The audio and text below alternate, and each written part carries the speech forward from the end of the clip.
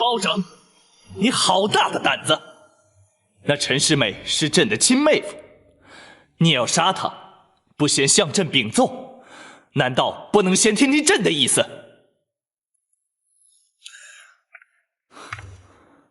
太后亲自赶到公堂，却也拦不住你，难道你连太后也不放在眼里？你明知道朕的旨意已到，你竟敢抗旨不接！包拯，难道这大宋的朝廷是你开封府管？这赵家天下是你包家的吗？臣罪该万死，请皇上降旨，将臣赐死，以息盛怒。没这么简单！你以为一死了之，就可以将你那嚣张跋扈、欺君犯上、为臣不尊的行为一笔勾销吗？朕若治你死罪，也要看看你究竟为何这么做，看看你是否能自圆其说。皇上是要包拯说真话？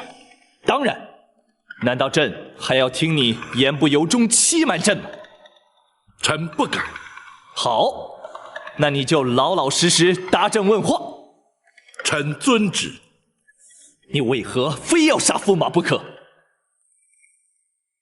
不知皇上对驸马所涉之案知道多少？哼，你倒反问朕！皇上，包拯要杀那陈世美，那是因为他的确该杀。倘若皇上所知与包拯不同，皇上自然难以认同。好。不管朕对他涉案了解多少，你且将全案讲给朕听，朕自会判断其中是否真有出入。臣遵旨。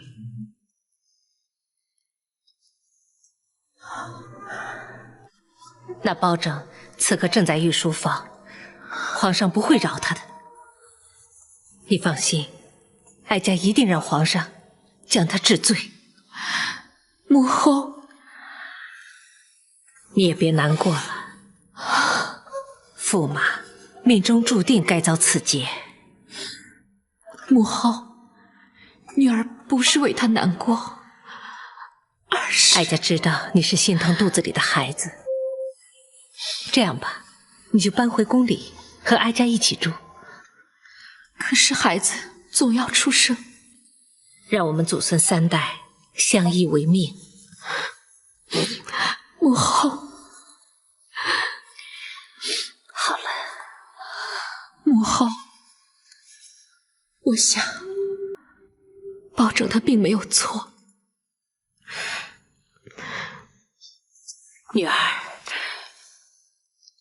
你胡说什么？包拯当然有错了。不，女儿仔细想过，驸马能够将秦香莲母子抛弃，日后也会同样对待女儿母子。不会的，他是被魏明所逼。魏明为讨好你，所以才逼着驸马冒名顶替。他堂堂一个状元公，难道会怕一个小小的总管太监？他身为一个读书人，何曾见过官呢？他才到京城，初次接触到官场，当然一下就被魏明吓住，不敢不听他的。那事后呢？他召为驸马，已经是皇亲国戚之尊，他随时可以报复魏明，甚至取他的性命。他为什么还要任他摆布，任由他去害人，甚至去追杀他的妻子和儿女？你是说，当初他冒名顶替，受召为驸马，根本就是自愿的。他是为了荣华富贵才这么做。母后，包大人杀他是对的，否则今后他也会把女儿给害了。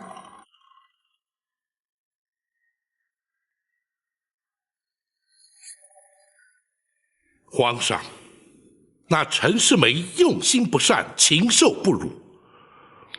皇上若是如今再问包拯，包拯仍会毫不犹豫将他正法。原来如此，朕当初虽然脑汤冒名顶替欺瞒了朕，却一直认为他是遭魏明逼迫。如今看来，他的确该杀。谢皇上。且慢，朕并没有原谅你。八王爷到！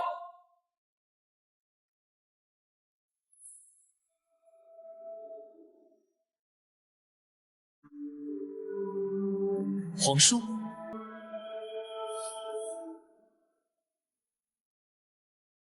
幸好本王及时赶到，否则皇上的红骨之臣，大宋的擎天之柱，就要毁在皇上自己的手中了。皇叔何出此言？若是皇上了解那陈世美的所作所为，就不会有此疑问。皇叔，朕也知道那陈世美该杀，可包拯却仍然有错，而且错的不可原谅。哦，皇上何不说来听听？那陈世美虽然该杀，毕竟是朕的亲妹婿，他要杀他，为何不向朕禀奏，然后依法论罪？哼，若是以当初皇上对驸马的认知，太后与公主的维护，皇上会让包大人治他的罪吗？可是母后亲临开封府，他却丝毫不讲情面，而且当场顶撞。皇上，我朝太祖皇帝开国之时，曾颁下禁令，后宫永远不得干政。这禁令一直沿用至今。太后虽然是皇上的生母，又怎么能违背太祖皇帝的禁令呢？包大人铁面无私，谁人不知？即使顶撞了太后，也是为了维护朝廷的体制。包大人又何罪之有？可是他明知朕的旨意已到，他却下令掩门不接，如此已是抗旨之罪。皇叔，这你又如何替他开脱？这一点本王却不知如何解释。包大人何不自己向皇上禀奏？包拯，你就说给朕听听，你还有什么说辞？启奏皇上，那陈世美的罪行，非但包拯要杀他，哪怕放诸四海，只怕人人皆曰可杀。然而，皇上所下旨意，却是赦而不杀。包拯若是抗旨不遵，势必有损皇上威仪。包拯若是遵旨而行，那陈世美虽然可免去一死，皇上却必须背负上藐视国法、护短徇私的骂名。包拯身为人臣，又岂能陷皇上于不义？左右为难之际，包拯只有下令阉门。只要尚未接获圣旨，无论如何都不会对皇上有损。包拯实在万不得已，还请皇上圣察。的确是朕错怪你了。皇上，既然如此，还让包大人跪着吗？包青，你快起来吧。谢皇上。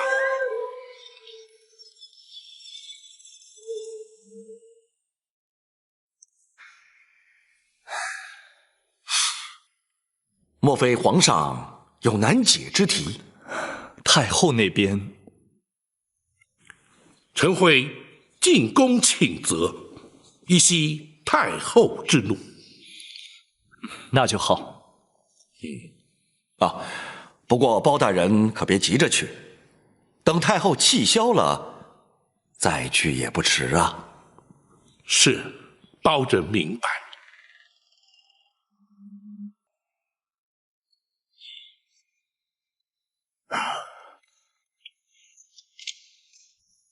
大人回来了。让公孙先生担心了。那皇上明白了大人的苦心，没有怪罪大人。恭喜大人了。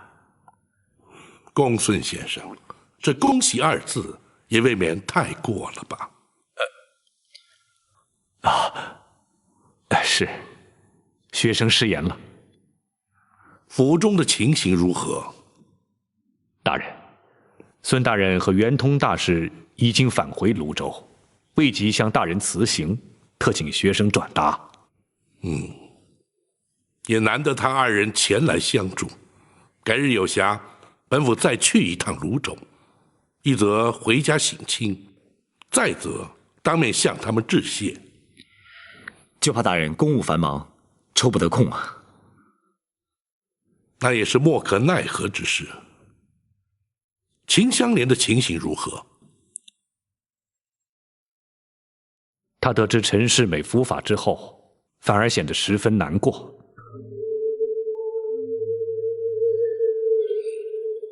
这也难怪，虽然满腹冤屈，获得伸张，然而毕竟是多年夫妻，又岂能轻易忘怀？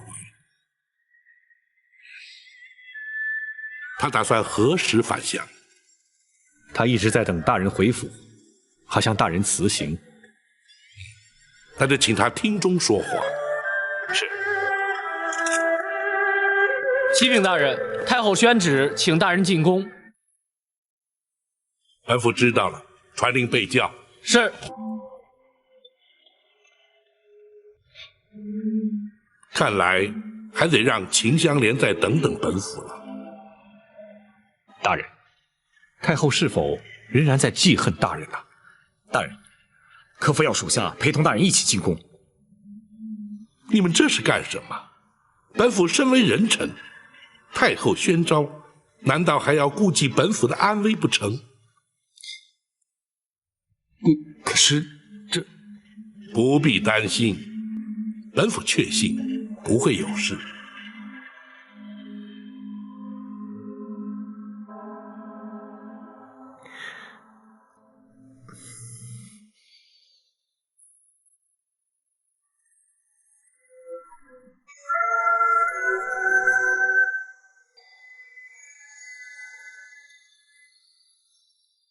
臣开封府福营包拯，叩见太后娘娘，千岁，千岁。平身。臣有罪。哦，你何罪之有啊？臣出言不逊，顶撞太后，违抗懿旨，触怒凤颜，臣罪不可赦。你抬头看看，哀家可还有气？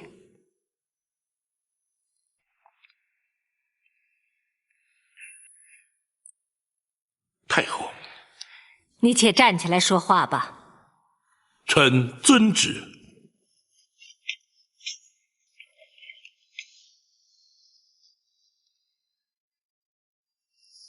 哀家当时确实有气，可事后想想，哀家更气的是自己。太后何出此言？哀家身为当朝太后，妄称母仪天下，却识人不清，认事不明，哀家怎么能不生自己的气呢？太后关心公主，犹如天下目无亲一般，既是人情之常，又何须自责？可是哀家为了一个金玉其外，败絮其中的陈世美，却罔顾天理、国法、人情，却都为他开脱罪责，该是哀家向包钦请罪才是啊！臣惶恐，臣万万不敢。包钦，哀家说的可是心里话，你怎么又跪下了？还不快快请起！谢太后。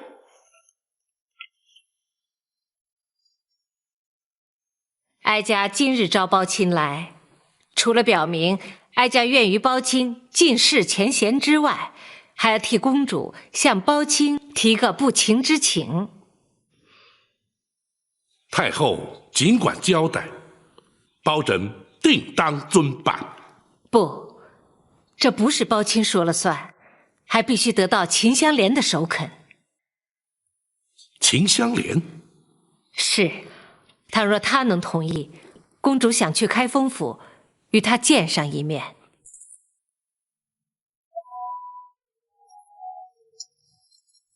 他要见我？不错，大人要我过来问问你的意思。你要是不想见他，尽管直说，大人自会回绝。好，我见他。他答应与公主见面。是，我真不明白，公主为什么要见他？他又怎么会答应跟公主见面呢？很简单，他们两人都失去了丈夫，都有孩子需要照顾，彼此的心境也只有对方才能够体会啊。公主肯纡尊降贵来府衙看他，也称得上是难能可贵了。秦香莲能勇敢地面对公主，又何尝容易？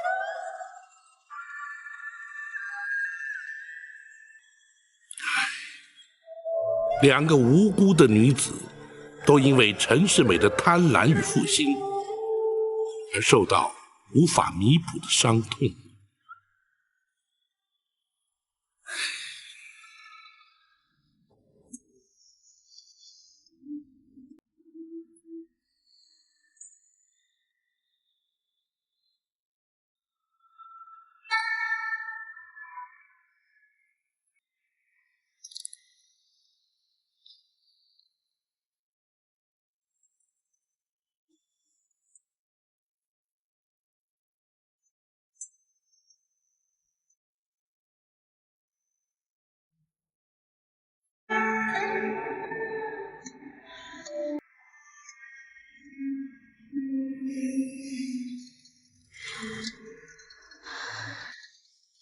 谢谢你肯答应见我，只是香莲不知道公主为何要见我。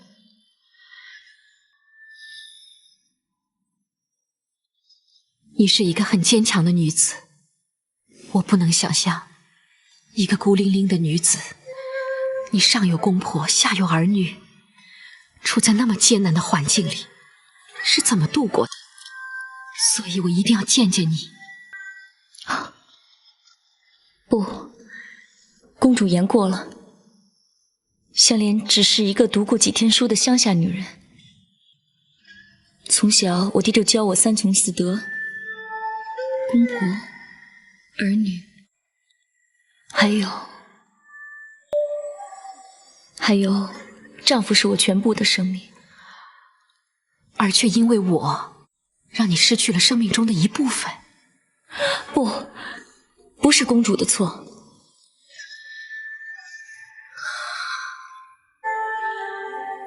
我虽然生在帝王之家，可是除了自己之外，没有任何依靠。拥有一个完整的家，是我这一生最大的愿望。我宁可放弃公主的身份，去换取一个普通的家庭。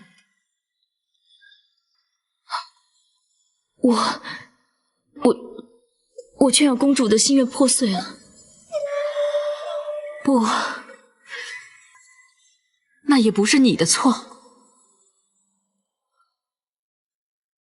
不管是谁的错，我们现在都失去了丈夫。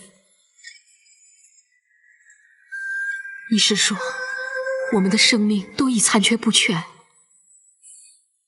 不，香莲要说的是，我们都有孩子，我们对未来就还有希望。可是我没有信心能够像你一样把他抚养长大。你做得到。当你成为一个母亲的时候，天底下就没有什么是做不到的。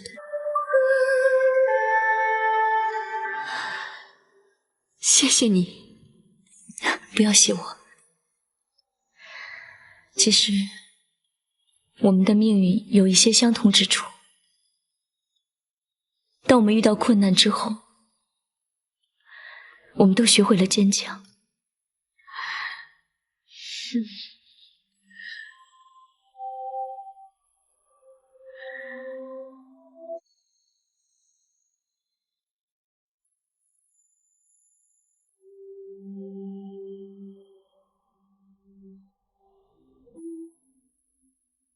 我还是要谢谢你，谢谢你给了我勇气。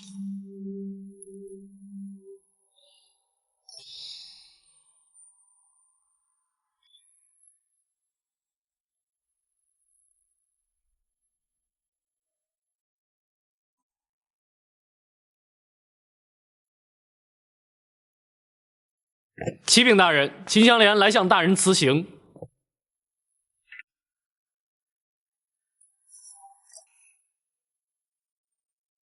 你和公主说过话了？是，香莲正是来向大人辞行的。本府还是那句话，今后有任何需要帮助之处，随时来见本府。多谢大人，香莲叩别大人。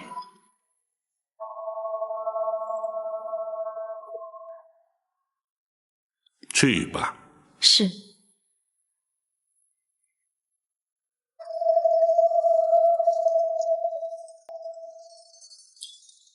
他和公主之间到底说了些什么？那是他们俩之间的秘密，永远只有他们自己才知道。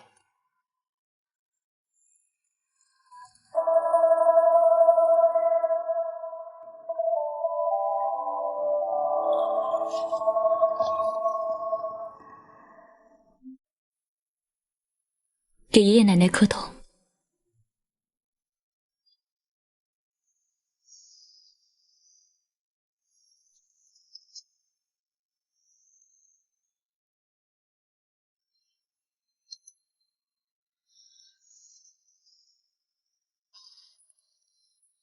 爹，娘，媳妇儿这就带你们回家去，咱们这就回家去。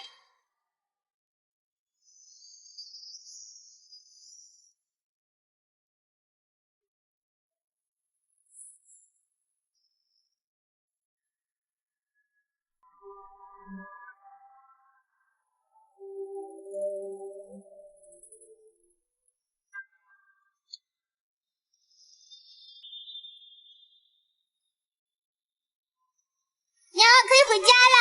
哈，回家了！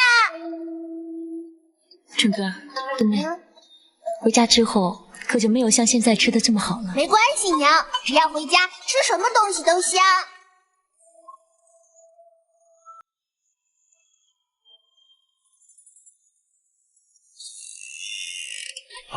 春哥，哎呀，谢谢你啊！娘，是公孙先生。公孙先生，行囊都打理好了，都打理好了。可是你忘了这个。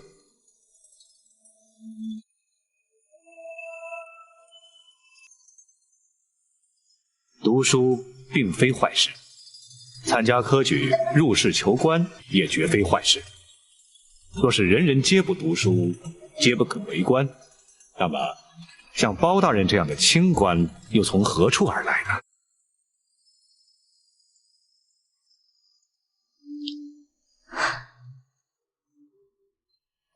是啊，公孙先生教训的是，香莲永不改忘。春哥，公孙先生，你要用功读书，将来做个有用的人，姨娘才不会失望，明白吗？明白。我呢？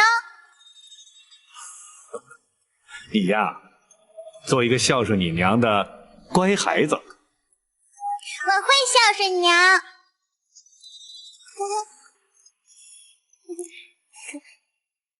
可以走了。回家喽！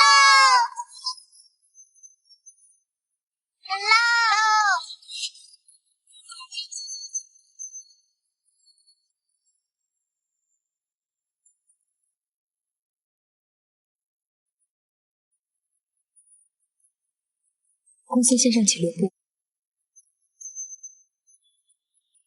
一路平安。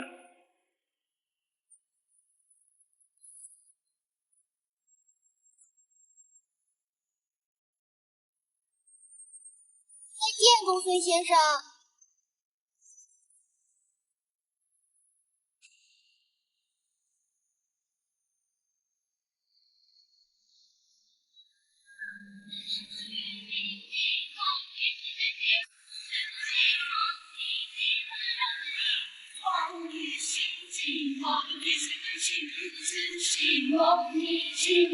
瞧你看，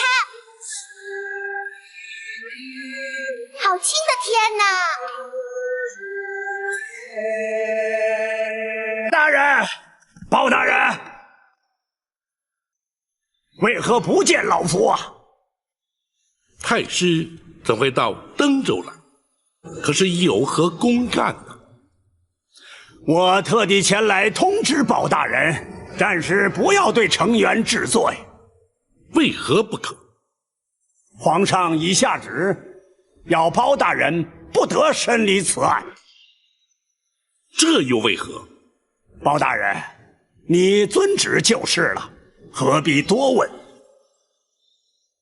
敢问太师，圣旨何在？近日就到。太师，空口无凭，要本府如何才行？老夫确信圣旨立刻就到。在此之前，包大人不得审讯成员，一切回京以后再说。太师，圣旨既然未到，凭什么要本府不治那成员之罪？那成员犯下必死之罪，本府怎能饶他？难道仅凭太师一言，本府就要置国法于不顾不成？太师身居庙堂，理当留在京师，如今却为何到登州？所谓何来？包大人，那成员是老夫的亲外甥，那又如何？他也是庞贵妃娘娘千岁的亲表哥。太师，本府只问那成员是否违反国法，至于他是谁家亲眷，有何靠山，本府却一概不问。包大人，难道你一点不讲情面？太师，若讲情面，那些因成员贪婪而无辜丧命之人，又将向谁去讲情面？包拯，你抗旨不遵。圣旨未到之前，本府何曾抗旨？你好，我就上你这公堂，我看你敢不敢当着老夫的面杀那成员。本府奉旨办案，怎会不敢？倘若你敢扰乱公堂，休怪本府将你一并治罪。王承马汉在，将太师请出州衙之外，不得干扰公堂审讯。如若不听，尽管放手拿人。是。你包拯，你传令升堂。是。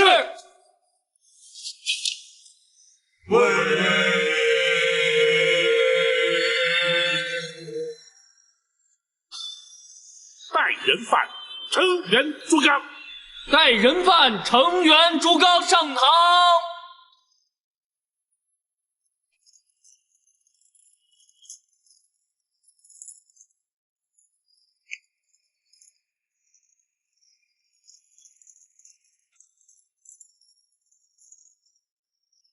跪下！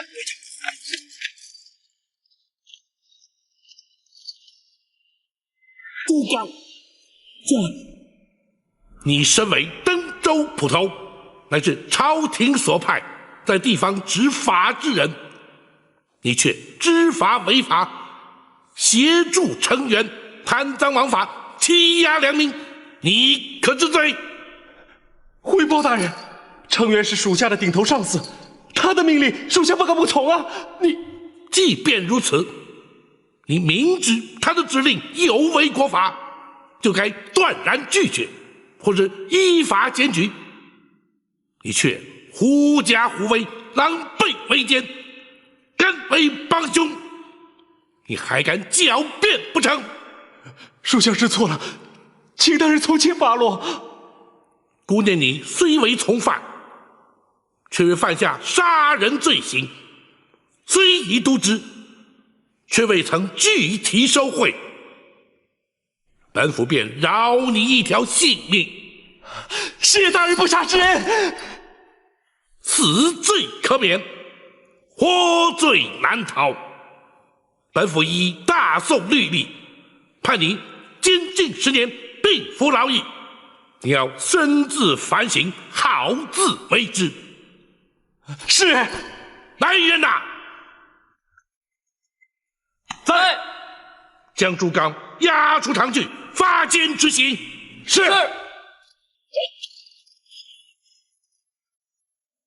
成员，犯官在。你身为一州之长，地方父母，不思报效朝廷，爱护百姓，反而依仗权势，胡作非为，巧立名目，强征粮税，勾结奸商，营私谋利，将朝廷公器为你个人私用，视登州百姓如同待宰羔羊。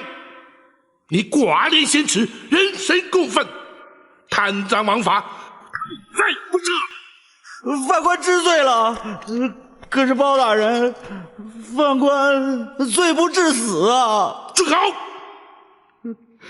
就因你的贪婪无度，多少百姓流离失所，断送性命。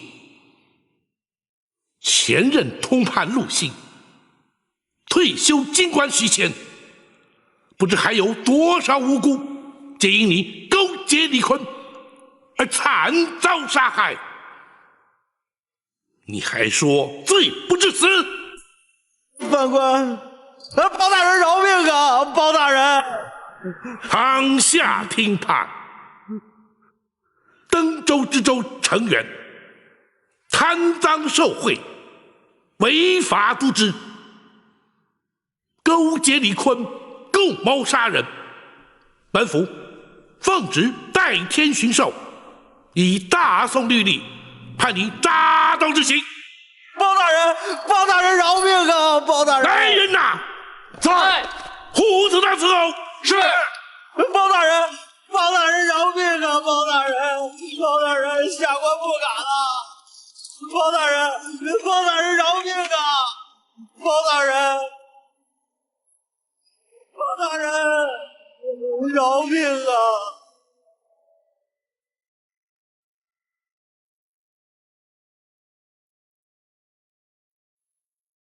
开打！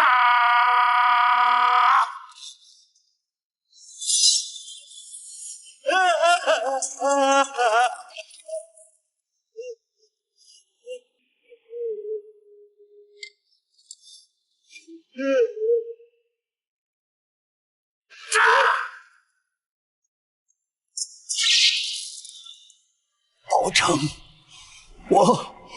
我跟你势不两立。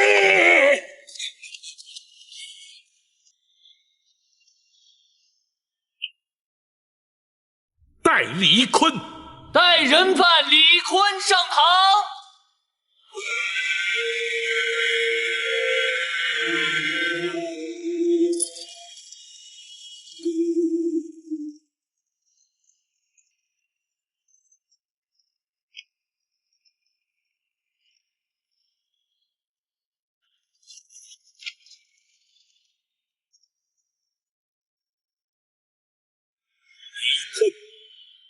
你勾结贿赂成员，谋取不法利益，教唆杀害多条人命，私铸假钱，扰乱币制。如今数罪并罚，罪证确凿，你可还有话说？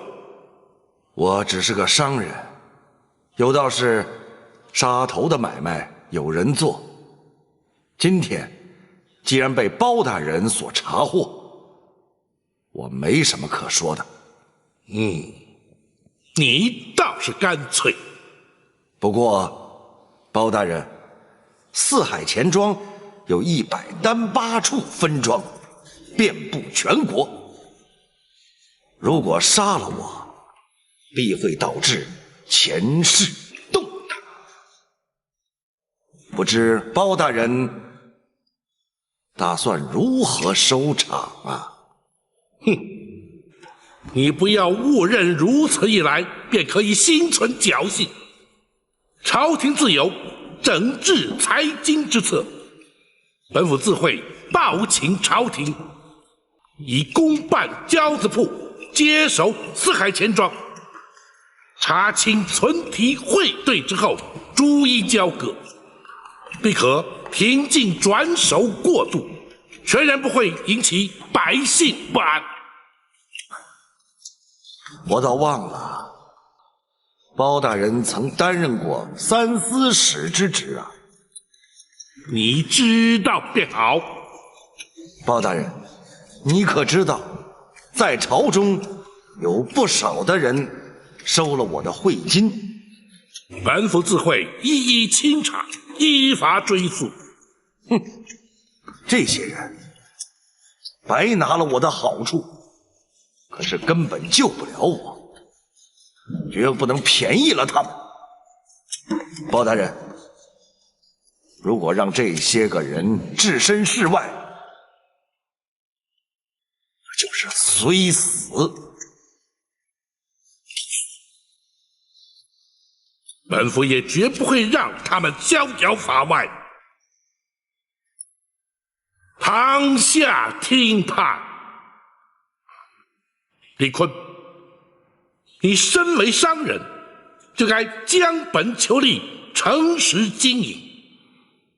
为谋暴利，你却不惜铤而走险，以身试法。本府若不将您依法治罪，又将如何令天下商贾引以为戒？本府以大宋律例判你铡刀之刑，借此以度来者，以儆效尤。来人呐！在！狗头他伺候。是。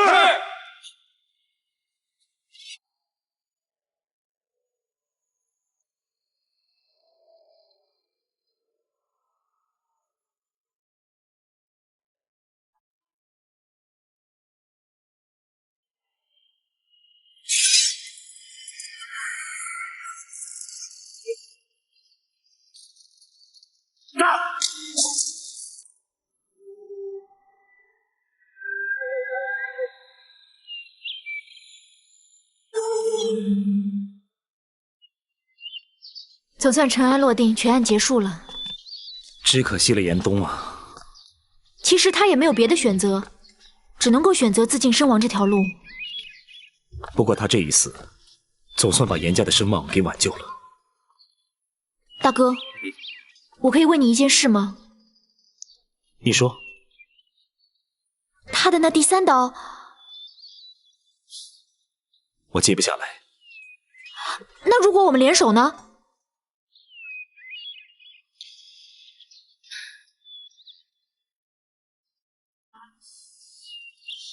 只可惜，我永远没有机会印证了。有些事情，反而永远不知道会比较好。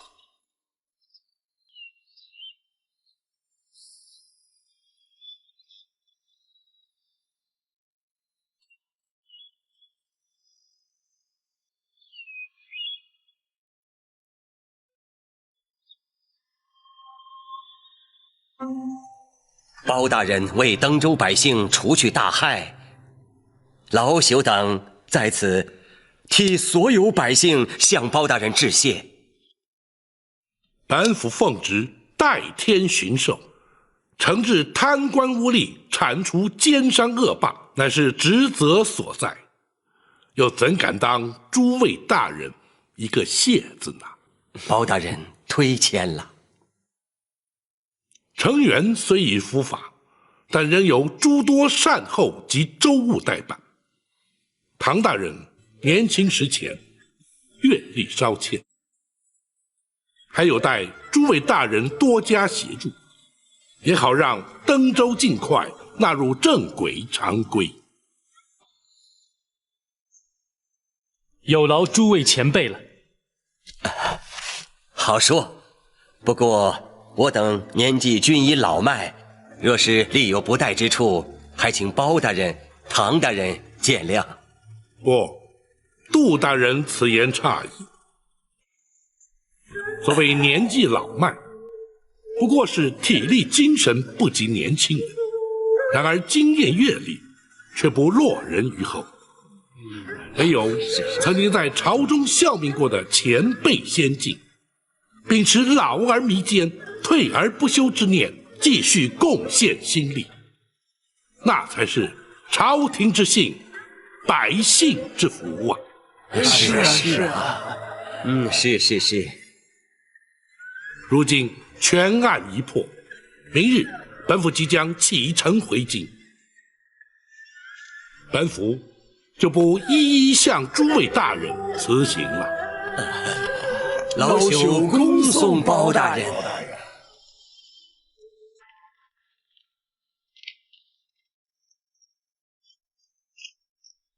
启禀大人，这是由京城金字牌派专差送来的。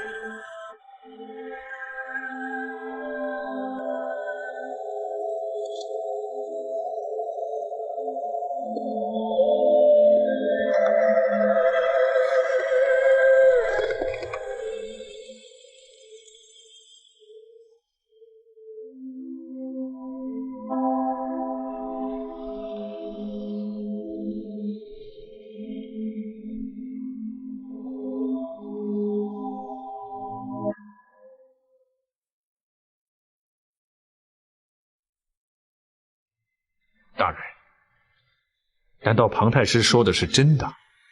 圣旨的确不让大人审成员？那怎么办？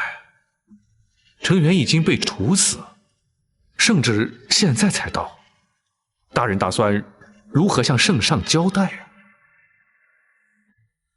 无妨，本府原本就打算回京，将那些收受李坤贿赂的官员一一揪出，如今只是必须尽快出发罢了。我们明日一早出发。是。明日之后，这登州城就全靠你自己了。是，门生会全力以赴。本府会尽快上报朝廷，速派新任知州。你也要依照通判规制，将这段期间所发生的点点滴滴巨细靡遗的向皇上呈奏，本府顺道带回京城。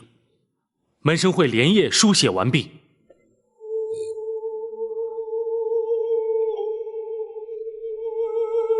不过才几日功夫，却又经历了如此多的周折变迁，门生也从恩师身上获益良多。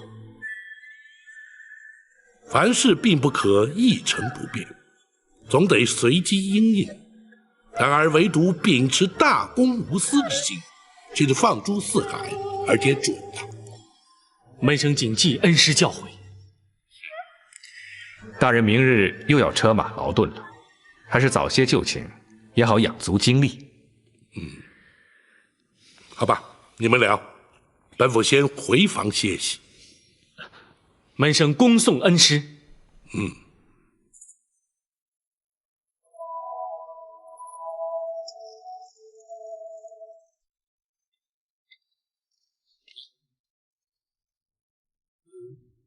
怎么没见到展云？他要我代为传话，唐大人跟包大人谈完话之后，往院中一见。是。去吧，他想跟你辞行。那么，我就去了。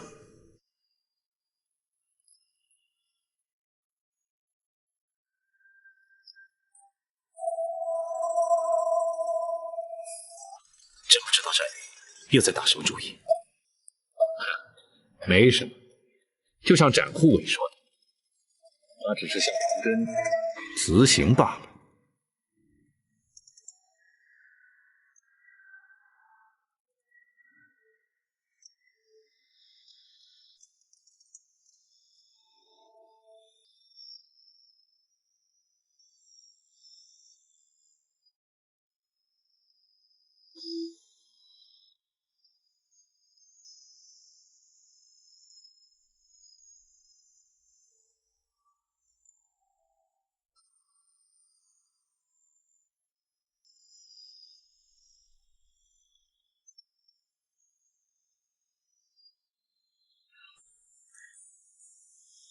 展云，你和包大人说完话了？是。明天我就要走了。我知道。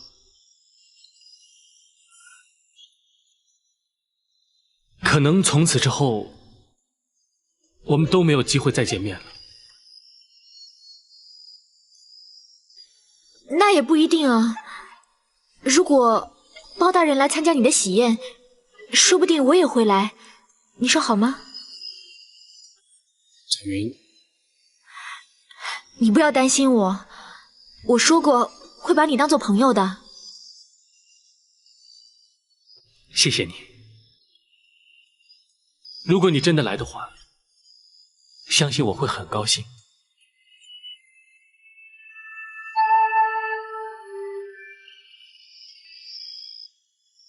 其实我一直都很好奇，如果你没有定亲的话，如果我没有定亲的话，我会在你向我表示之前，已经向你表示。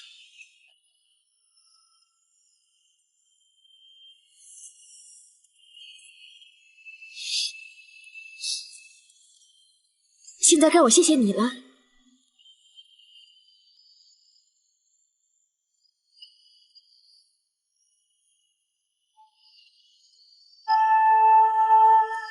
之命，媒妁之言。虽然这些古礼是其来自有，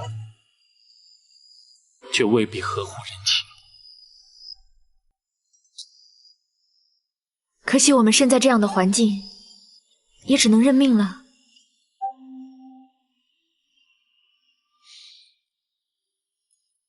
希望终有一日，每对男女都可以随心所欲，和自己想在一起的人共度一生。那么他们比我们来说就幸运多了，是吗？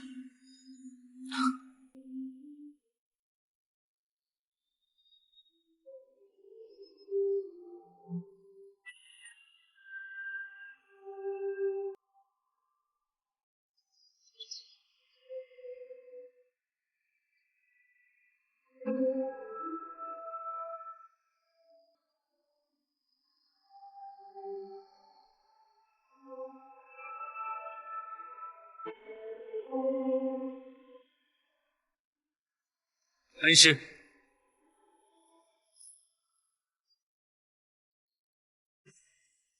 门生恭祝恩师返京路上一路顺风。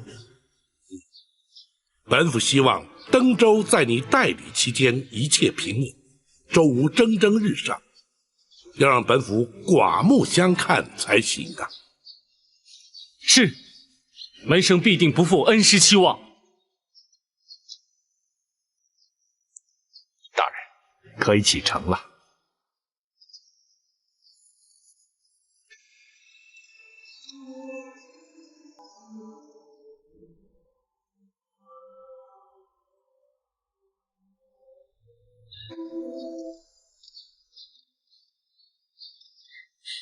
别的我也不多说了。我相信你一定会是个好通判，将来会是朝廷的好支柱，老百姓的好父母官。谢谢你，我不会让你失望。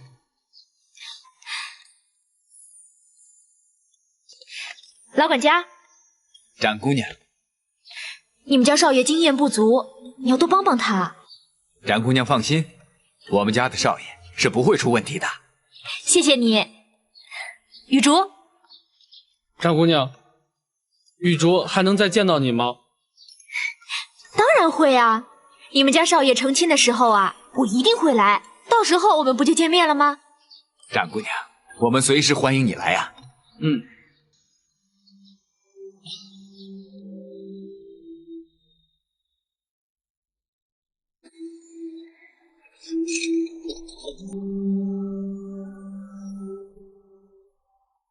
你们都保重。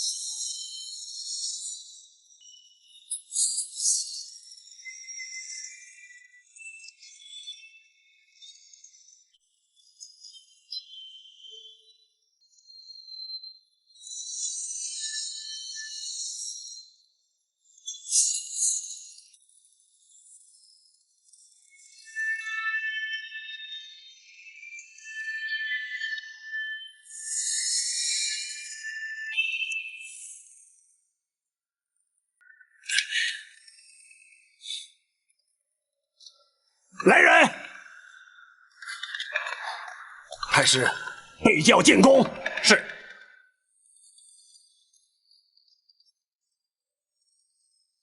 什么？包大人把程元给杀了？是啊，我再三恳求他刀下留人，可他就是不肯。可是皇上已经答应我了，圣旨已经颁了呀。我已经告诉他，皇上已经下旨不让他审程元。要他等候圣旨，可他反而立即将陈元处死。他既然存心抗旨，我也无力阻拦呐。他也太跋扈了！难道他不知道程元是我的表哥？他当然知道，可是如何？哎，女儿啊，你不知道也罢呀。爹，有什么不能说的？我就是想要知道。包拯他是什么意思？啊，好吧，看来呀，爹不说不行了。包拯根本认为我们庞家的人是全仗着皇上的恩宠而胡作非为。什么？哇，女儿啊，算了吧。包拯深受皇上重用，不但代天巡狩，而且还有先斩后奏之权。我们庞家的人是斗不过他的。女儿啊，忍一忍吧。哼，我凭什么要忍？庞家凭什么要任他欺负？爹，我现在就去面见皇上，请皇上替我们做主。不，千万不能这样做。你现在禀报了皇上，势必得罪了包拯，后果不堪设想啊！哼，我就不信皇上会向着他。女儿，女儿，女儿，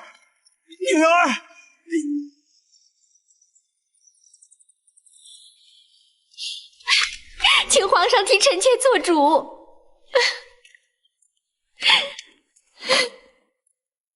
阿飞，快起来！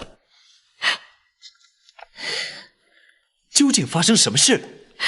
皇上，包大人还是将程元给斩了。什么？难道他没有接到朕的旨意？回皇上，老臣是以紧急军情的金字牌送往登州，包大人应该接到圣旨才对呀。包大人听说皇上要下旨救成员，特意赶在圣旨到达之前，就匆匆忙忙请出铡刀，将成员斩首。他这根本就是存心想违抗皇上的旨意。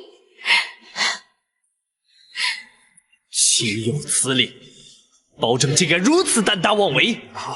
皇上请勿动怒，包大人忠心耿耿，绝不会抗旨不遵。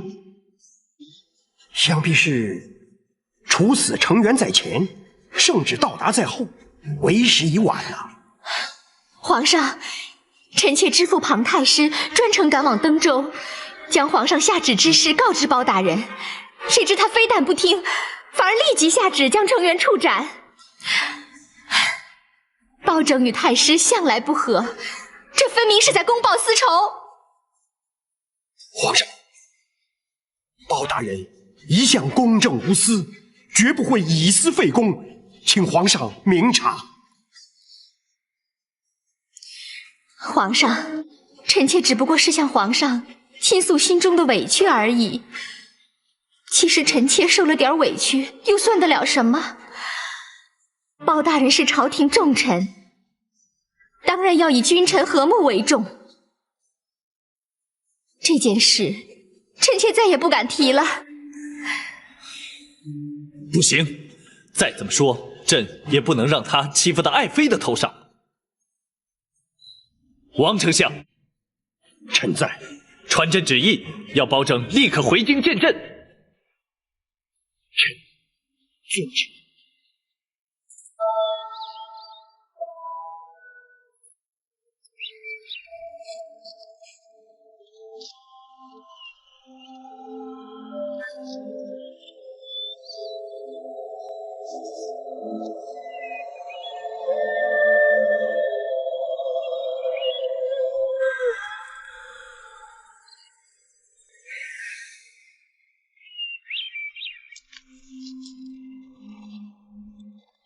大人还在为回京之事感到不安。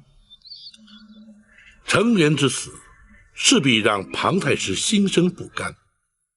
倘若他煽动庞贵妃，向皇上进谗言，大人，请恕学生多言。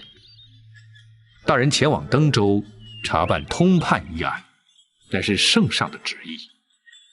如今查明真相，依法处置，皇上又岂会对大人有所责罚呢？公孙先生有所不知，登州查案虽是皇上所派，但将成员处斩，却不在原定计划之内。皇上降旨阻止本府审讯成员，便是为此缘故。大人是担心皇上会因此而降罪。这些年来，常因据理力争而触犯圣明，遭皇上降罪贬黜，更是不计其数。本府又岂会在意？怕的是，若不能将那些收受李坤贿赂的官员绳之以法，让他们逍遥法外，本府岂不是有愧之首？到现在，大人还惦记着维护国法，端正朝纲啊！识君之路，忠君之事，本府又岂能不朝思暮想，随时惦记啊？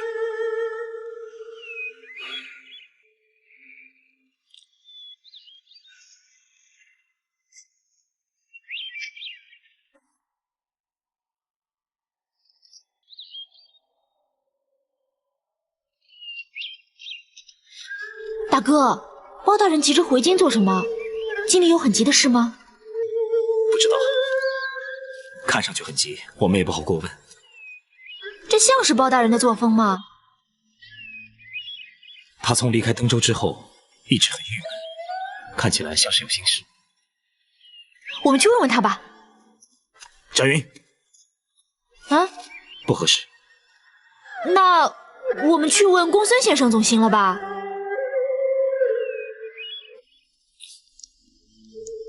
就是这么回事。大人要我告诉你们，好让你们心中有个准备。原来如此，难怪大人看起来心事重重的样子。如果皇上听信谗言，我就……翟云，朝廷的事你不懂，不要瞎说。好了，大家不必心急，我相信大人自有对策。回京之后再说吧。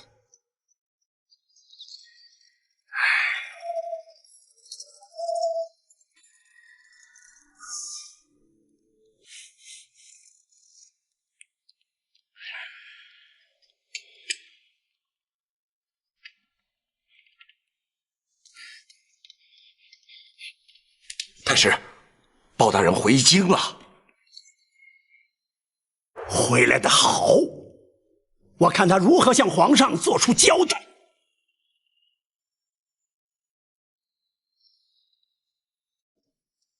包大人一路辛苦了。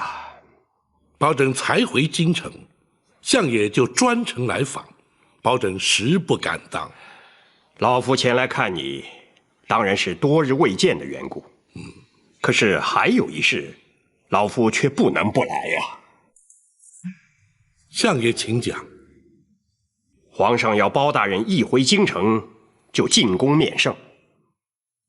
包拯正该将奉旨前往登州，查办通判无端身亡一案，禀奏皇上。这是该立刻进宫面圣。包大人还是应该要预做准备呀，以免见了皇上。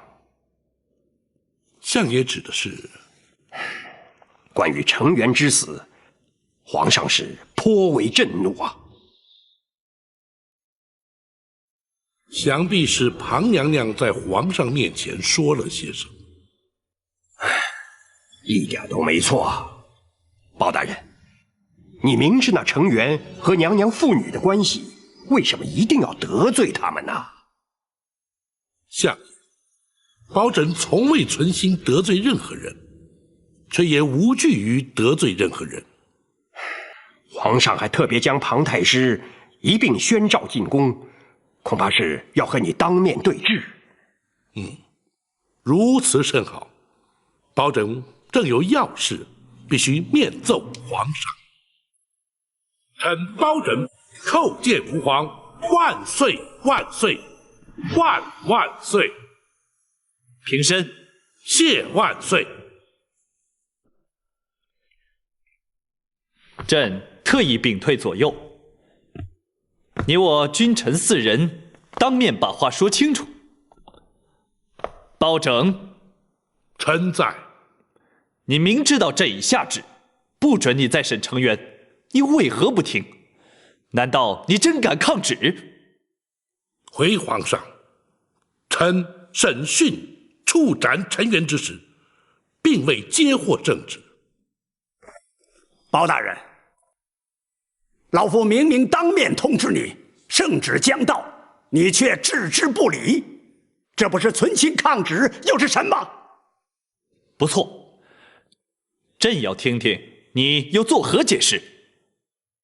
回皇上，庞太师位列三公，既非专司专责，更非传旨太监，包拯岂能将他的一面之词奉若圣旨？倘若人人皆可以宣称代传圣旨，岂不因此而天下大乱？朝廷体制又将何存？皇上，包大人所言极是啊。即便是皇上的口谕，也有专责之人，并非是人人皆可代传呐。就算如此，你也明知道那程元是庞贵妃的亲眷，难道就不能暂缓行刑？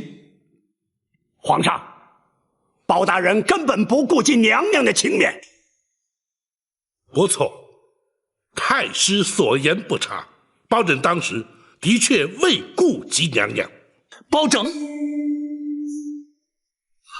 皇上，包大人想必不是此意，请皇上息怒。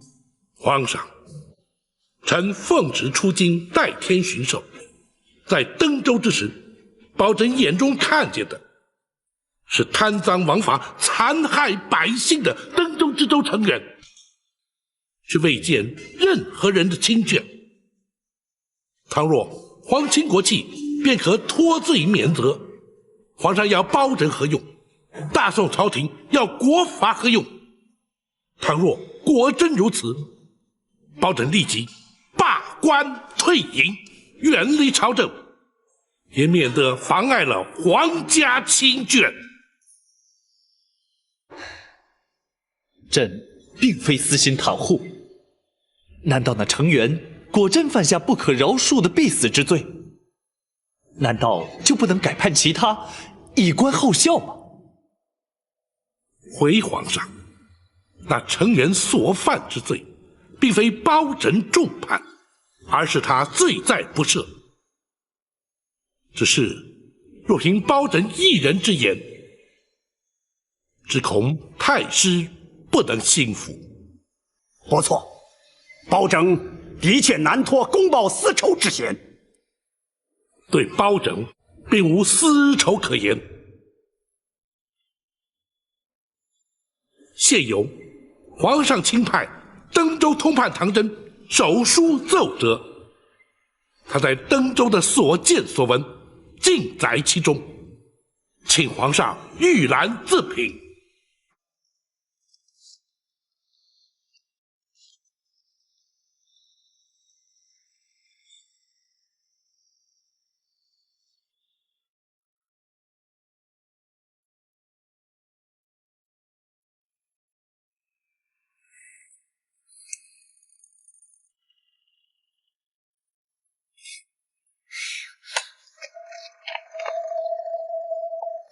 公孙先生，包大人进宫会不会被皇上降罪啊？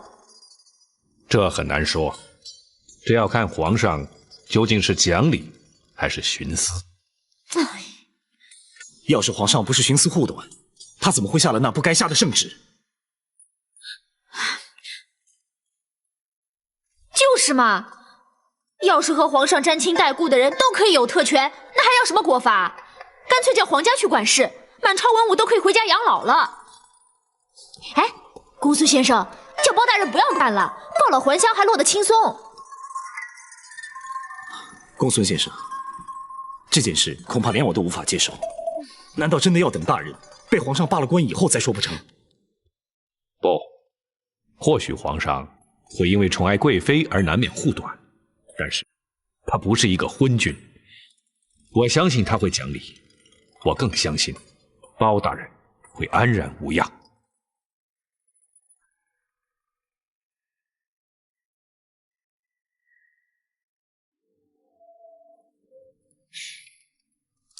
哼，好大胆的成员，他的确该杀。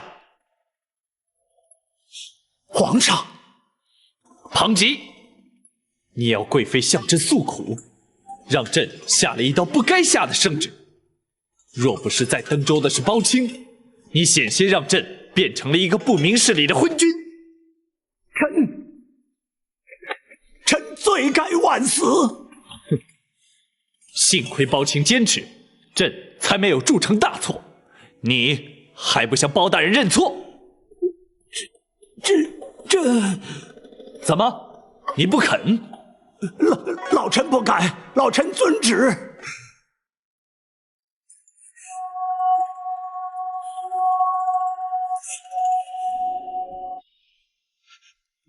大大人，老夫我